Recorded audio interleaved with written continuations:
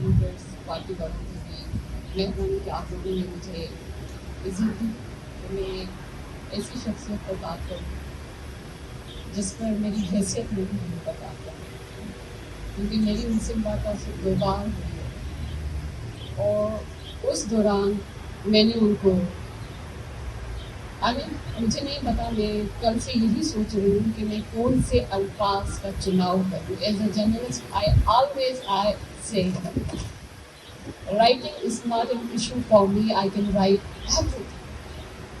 پر جب ہم ایسی شخصیت پر بات کرنے کے لیے بنائیں تو لفظ کم پڑ جاتے ہیں، یہ ایک حقیقت ہے. اور اسپیشلی خیر کشمیری صاحب پر بات کرنے کے لیے تو جب ڈاکٹر صاحب جیسے بڑی شخصیت بیٹھے ہوتے تھے، ہم لوگ تھے کچھ بھی، ہماری حیثیت کچھ بھی نہیں ہے. مجھے یاد ہے، اور میرے دونوں انٹرویوز کے جو شاہد ہیں وہ وہاب صاحب ہوتے ہیں. وہی ان کے جب وین آئی واز انٹرویو میں ہی واز پریزنٹ. مجھے بہت سے لوگوں نے کہا، پہلا جب انٹرویو تھا میری صاحب سے، اور یہ میری سجیشن میری اماں نے دیا تھا کہ سے اگر تم انٹرویو کرنا چاہتے ہو تو آئی چیلنج یو، تم میری صاحب سے انٹرویو کر کے دکھاؤ. میرے لیے بتا کہ ہاں، مری صاحب میرے لیے جو تھے وہ سب میری نظر میں بالاج کے بابا تھے، کیونکہ میں انسپائر زیادہ بالاج سے کہ اس وقت سے ہم زیادہ بالاج کو شہید ہو گئے، تو ایک لگاؤ تھا بالاج مری کے ساتھ. تو میری اماں کی نظر میں نواب مری کی ایک الگ حیثیت تھی، وہ میری نظر میں وہ بالاج مری کے بابا تھے. جب میری ان سے بات ہوئی کہیں نہ کہیں میں جھجک تھی، مجھے نہیں پتا یہ سردار ہوگا، سردار ایک ٹیپیکل انداز سے بات کریں گے، کیونکہ ایک آپ کا اسٹیریوٹائپ بنا ہوا ہے سرداروں کا. تو فرسٹ ٹائم جب میں نے ایک بندے کو کمرے میں آتے ہوئے دیکھا، تھوڑی دیر کے میں پریشان ہو گئی کہ یہ مری صاحب ہیں کہ نہیں ہے. اور جب ان سے میری بات چیت ہوئی انٹرویو کے دوران تو مجھے کہیں پر بھی نہیں لگا کہ میں کسی سردار یا کسی بڑے پولیٹیشین سے بات کر رہی ہوں. مجھے ایسے لگا کہ میں کسی عاشق سے بات کر رہی ہوں، وہ عاشق جو اپنی دھرتی سے عشق کر رہا. ان کے ہر ایک لفظ میں ایسا کوئی لفظ نہیں تھا جہاں پر مری صاحب نے اپنی، میں کوئی بھی اگر ہارڈ کوسچن ان سے کروں تو وہ گھما پھرا کر اپنی بات اپنی محبوبہ پر لے کے آتے. وہ ان کی جو محبوبہ تھی وہ بلوچستان کی دھرتی تھی. مجھے میری نظر میں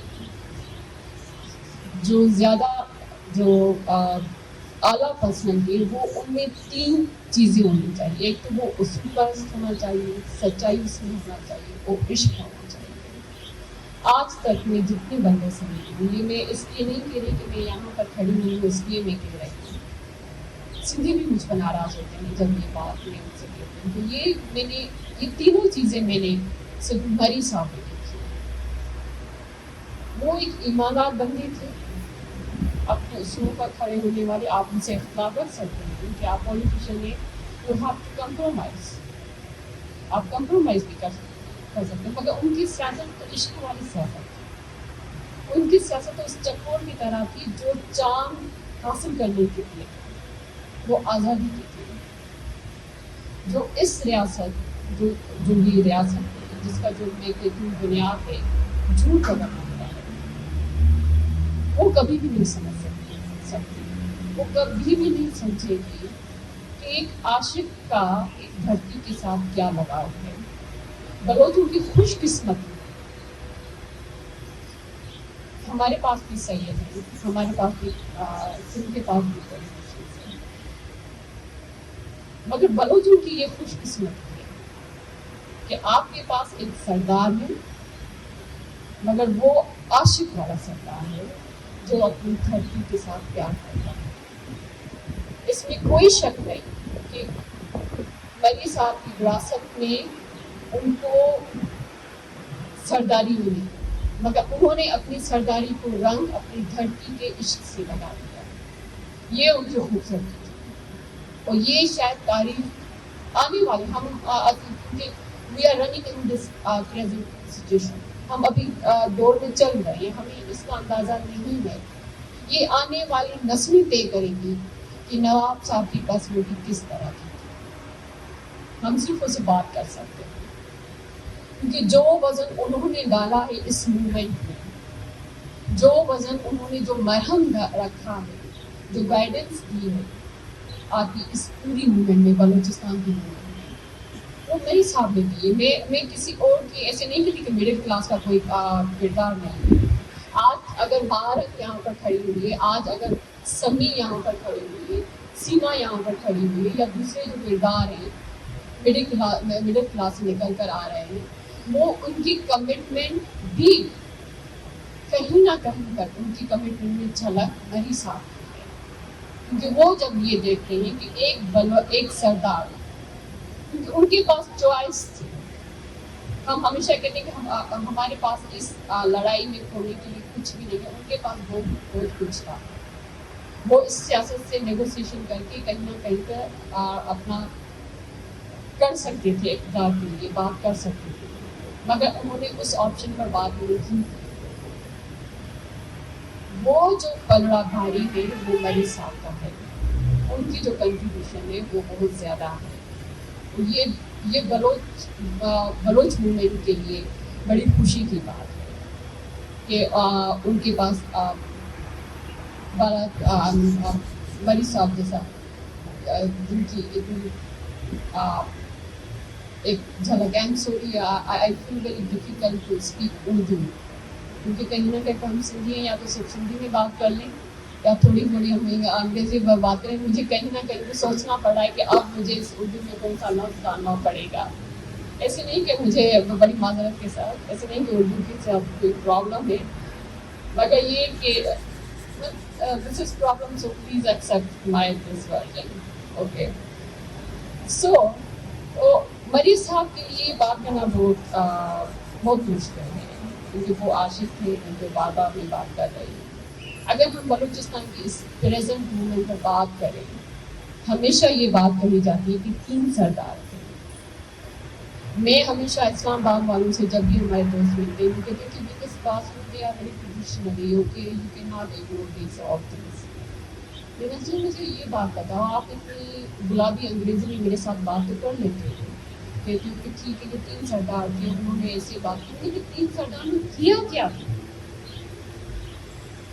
ان 3 سرداروں میں اگر آپ مری صاحب سے ان کی بات کر لیں، ان کو اٹھا لیں، وہ آپ سے ایک تمیز والی بات کر رہا تھا. وہ کہہ رہا تھا جو آپ کا کانسٹیٹیوشن ہے آپ ان پر عمل کریں.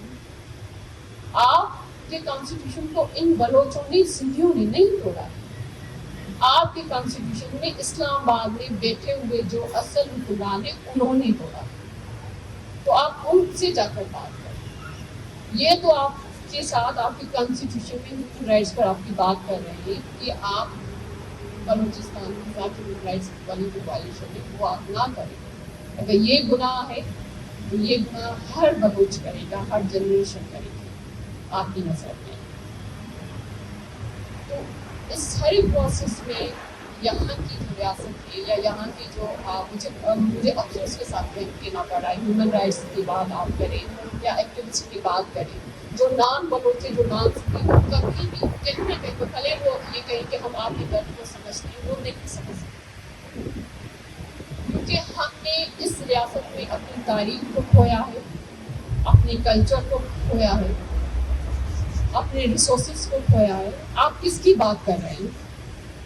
آپ ملیر کی بات لے لیں کہ ابھی کل ہی 3 دن پہلے ملیر نے جو لائبریری ہے اس کو ڈیمولش کرنے جا رہے ہیں. مجھے یہ بتائیں کراچی میں کس ایکٹیوسٹ نے اس پر کراچی پریس کلب کے سامنے آ کر پروٹیسٹ کیا ہو؟ اگر یہاں پر کوئی اور یونیورسٹی ہوتی تو ہم کو پروٹیسٹ نظر آتا، ہمیں جیو پر یا کسی اور چینل پر بریکنگ نیوز نظر آتی کہ سندھ گورنمنٹ یہ کرنے جا رہی ہے، پیپلز پارٹی یہ کرنے جا رہی ہے. کیونکہ یہ تو بلوچوں کی لائبریری ہے. اگر اس کو ڈیمولش کرنا ہے تو کرنے دو. بات لائبریری کی نہیں، بات کلچر کی، بات اس ہسٹری کی ہے جو آپ شروع دن سے پاکستان بننے سے لے کر آپ اس کو ڈیمولش کر رہے ہیں. تو اس موومنٹ کی پوری ایک چیز ہے جو صرف اور صرف ایک ایگزسٹنس ہے ہماری، جو ہماری تاریخ ہے، ہم اس کو بچانا چاہ رہے ہیں. ہم چاہ رہے ہیں کہ ہم یہاں پر ایک سانس لیں، مگر آپ ہمارا گلا گھونٹ کر یہ کہہ رہے ہیں کہ آپ سانس بھی نہ لو اور شکایت بھی نہ کرو. یہ تو ہو نہیں سکتا سرکار، یہ پاسبل نہیں. کہیں نہ کہیں پہ کرائے ہوگی، وہی کرائے ایک سردار نے کی تھی.